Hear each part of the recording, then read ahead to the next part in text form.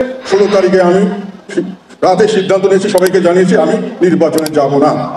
17 তারিখে সকালে আমি নির্বাচন থেকে সরে আসার জন্য আমি সমস্ত প্রস্তুতি নিয়েছিলাম। তারপরে চাপ আসলো সরাসরি এবং প্রত্যক্ষ এবং পরোক্ষ। প্রত্যক্ষটা আমি ডিটেইল ভাবে বলবো না, সেটা আপনারা বুঝে নিলেন। পরোক্ষ চাপ হলো যে যদি আমি নির্বাচনে না যাই তাও নির্বাচন হবে এবং নির্বাচনে জাতীয় পার্টিকে নিয়ে যাওয়া হবে।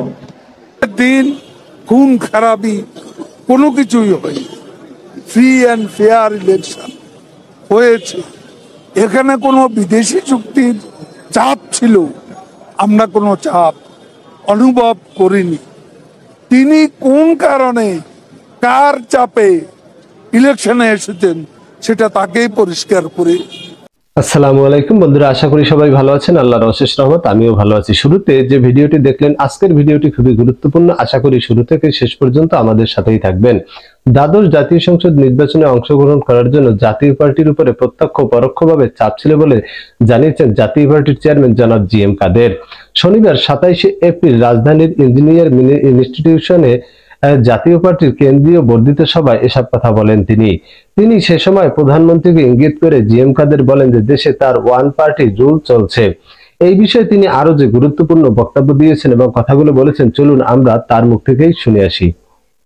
যাই হোক, পরবর্তীকালে যে কোনো ভাবে হোক, সরকারের অনুভূত চাপের কারণে হোক, যে কোনো কারণে হোক, সরকার আমাদের সঙ্গে নেগোসিয়েশন শুরু করলেন। কিন্তু নেগোসিয়েশনের প্রথম দিন থেকেই তাদের একটা অ্যাটিটিউড ছিল, তোমরা নাও যাও। তারা আমাদেরকে কোনো দর কষাকষিতে আমার কোনো সুযোগ সুবিধা দেন নাই। এবং আমরা নির্বাচনের সময় হলো, আমরা নেতৃবৃন্দ বসলাম যে আমরা নির্বাচনে তখন যাবো কি বাদ দিয়ে দিব। প্রশ্ন আসলো, আমাদের দল আন্দোলনে নেই, আমাদের দল নির্বাচনে যদি না যায় ভবিষ্যতে দলকে টিকিয়ে রাখা সম্ভব হবে কিনা। 17 ডিসেম্বর আমাদের প্রতীক বরাদ্দ, যেটা আমরা ধরে রেখেছিলাম, প্রতীক বরাদ্দ না করলে নির্বাচনে যেতে পারবে না। 16 ডিসেম্বর রাত্রে আমাদেরকে 26টার একটা তালিকা দেওয়া হলো, যে তালিকায় আমাদের আজকে পর্যন্ত নেগোসিয়েশনের সময় 100 তালিকা, 70 তালিকা, 40 তালিকা, 50 তালিকা প্রায়োরিটি বেসিসে বিভিন্নভাবে দিয়েছিলাম। এগুলোর কোনো বরাদ্দ না করে নিজের ইচ্ছায় যেখানে আমাদের ওখান থেকে কিছু নিয়েছে, যেখানে যার যেরকম ভাবে মনে হয়েছে তার 26টা তালিকা, এবং পরিষ্কার করে দিল জাতীয় পার্টির ক্যান্ডিডেটের পক্ষে আমরা উইথড্র করলাম। সেখানে জাতীয় পার্টির ক্যান্ডিডেট ছাড়াও আওয়ামী লীগের আরো ক্যান্ডিডেট ছিলেন, বেশিরভাগ জায়গায়, শুধু দুটো জায়গা ছাড়া বোধ হয়, এবং শক্তিশালী ক্যান্ডিডেট ছিল আওয়ামী লীগ এবং অন্যান্য দলের ক্যান্ডিডেট ছিল। এবং অনেক ক্ষেত্রেই স্পষ্ট আমরা বুঝতে পেরেছিলাম যেটা হয় আওয়ামী লীগের লোককে জেতানোর জন্য, অথবা তাদের নির্বাচিত আরেকজন আওয়ামী লীগের বাইরের লোককে নির্বাচনের জন্য তারা এই তালিকা করছে। সেই 26টা তালিকা দিয়ে প্রচার করা হলো যে জাতীয় পার্টিকে ছাড় দেওয়া হয়েছে। বাস্তবে কোনো ছাড় দেওয়া হয় নাই। এবং তারা বলেছিলেন যে আমরা বলছিলাম নির্বাচনে আসবো, দর কষাকষির মূল একটা কথা ছিল, আমি বলতে ভুলে গেছি, যে এই দর কষাকষি না করার কথা ছিল যে আমরা নির্বাচনে আসবো, নির্বাচন আবার সুষ্ঠু হতে হবে, নির্বাচনে প্রশাসন দলীয় কর্মীর মতো ব্যবহার করবে না, আইন শৃঙ্খলা রক্ষাকারী বাহিনী এবং নির্বাচনের সঙ্গে জড়িত ব্যক্তিরা দলীয় কর্মীর মতো কাজ করবে না। তারা বলেছিলেন আমরা একটাই শুধু সুবিধা দিতে পারি, আমাদের নৌকা মার্কা বা আমাদের দলীয় প্রতীক থাকবে না, তাহলে দলীয়করণ হবে না, আমরা বাকিটা নিশ্চিত করব। আমি এই কথাতে কনভিন্স ছিলাম না, তথাপি আমরা রিস্ক নিতে চেয়েছিলাম। কিন্তু 26টা তালিকা দেওয়ার পরে আমি বলেছি আমাদের অন্তত পক্ষে রানিং এমপি সহ আরো 10-15 জন খুব ভালো ক্যান্ডিডেট আছে যারা ফেয়ার নির্বাচনে পাস করতে পারবে, তাদের তালিকাও নাম ঢোকাতে হবে। না হলে 16 তারিখে আমি রাতে সিদ্ধান্ত নিয়েছি, সবাইকে জানিয়েছি আমি নির্বাচনে যাব না। 17 তারিখে সকালে আমি নির্বাচন থেকে সরে আসার জন্য আমি সমস্ত প্রস্তুতি নিয়েছিলাম। তারপরে চাপ আসলো সরাসরি এবং প্রত্যক্ষ এবং পরোক্ষ। প্রত্যক্ষটা আমি ডিটেইল ভাবে বলবো না, সেটা আপনারা বুঝে নিলেন। পরোক্ষ চাপ হলো যে যদি আমি নির্বাচনে না যাই তাও নির্বাচন হবে এবং নির্বাচনে জাতীয় পার্টিকে নিয়ে যাওয়া হবে। আমার নেতৃত্বে নয় বা আমার সঙ্গে যারা থাকবেন তাদের নেতৃত্বে নয়, যারা থাকবেন না তাদের নেতৃত্বে নেওয়া হবে। এবং সেটাতে আমাদের আলাপ আলোচনা করে আমরা যেটা বুঝলাম, তাতে আমাদের দল গৃহপালিত বিরোধী দল হিসেবে নির্বাচনে কন্টেস্ট করে তারা রাজনৈতিকভাবে হারিয়ে যাবে এবং আমরা আমাদের রাজনৈতিক মঞ্চ হারাবো, যাতে করে ভবিষ্যতে আমরা দেশ ও জাতির জন্য কিছু করতে পারবো। সেই প্রেক্ষিতে আমরা নির্বাচনে যাওয়ার জন্য সিদ্ধান্ত নেই। তখন এদিকে আওয়ামী লীগের সাধারণ সম্পাদক জনাব ওবায়দুল কাদের বলেছেন যে দ্বাদশ জাতীয় নির্বাচনে কোনো বিদেশি শক্তির প্রভাব ছিল না।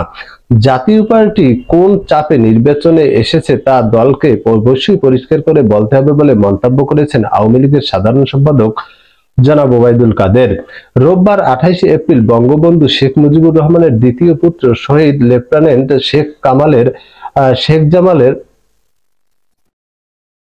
রোববার 28 এপ্রিল বঙ্গবন্ধু শেখ মুজিবুর রহমানের দ্বিতীয় পুত্র শহীদ লেফটেন্যান্ট শেখ জামালের 71তম জন্মদিনে বনানী কবরস্থানে তার প্রতি শ্রদ্ধা নিবেদন শেষে এসব কথা বলেন জনাব ওবায়দুল কাদের। তো বন্ধুরা, এই বিষয়ে তিনি যে কথাগুলো বলেছেন চলুন আমরা তার মুখ থেকে শুনে আসি।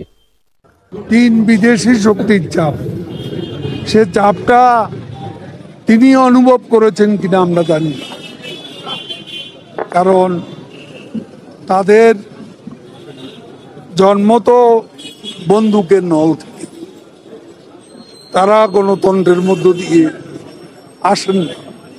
বাংলাদেশে 42% লোক ভোট দিয়েছে।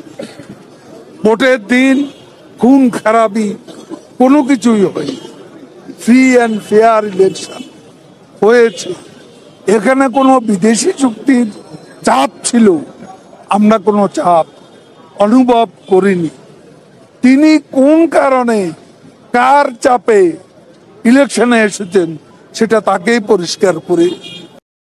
তো বন্ধুরা, আমরা জাতীয় পার্টির চেয়ারম্যান জিএম কাদেরের বক্তব্য শুনেছি। তিনি কিন্তু আসলে জানিয়েছেন যে প্রত্যক্ষ পরোক্ষ চাপের কারণে তারা বাধ্য হয়ে নির্বাচনে এসেছেন, এবং তারই কথার প্রতি উত্তরে আওয়ামী লীগের সাধারণ সম্পাদক জানিয়েছেন যে কোনো চাপ ছিল না।